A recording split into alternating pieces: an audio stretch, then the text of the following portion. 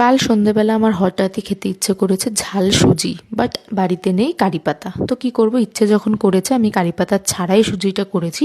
তো এখানে যেরকম ভাবা সেরকম কাজ। আমি কিন্তু সবজি কাটতে বসে পড়েছি, সাথে সাথে ফোন দেখছিলাম।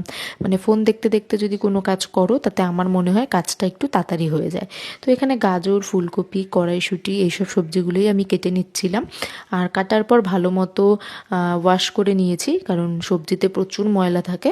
ওয়াশ করে এখানে কড়াইটা বসিয়ে দিয়েছি। কড়াই বসিয়ে কড়াইতে দিয়েছি পরিমাণ মতো ঘি। ঘিতে যদি তুমি সুজিটাকে রোস্ট করো তাতে আমার মনে হয় ফ্লেভারটা খুব ভালো আসে।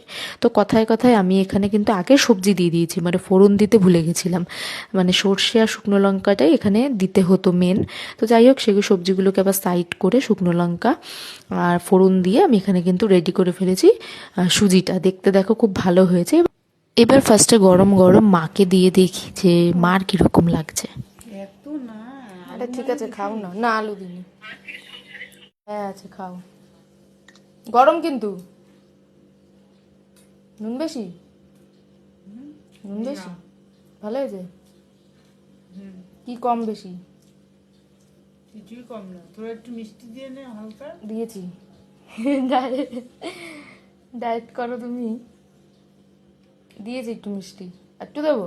না না, নুনটা একটু বেশি বেশি মনে হচ্ছে। সবজি ভেজেছি।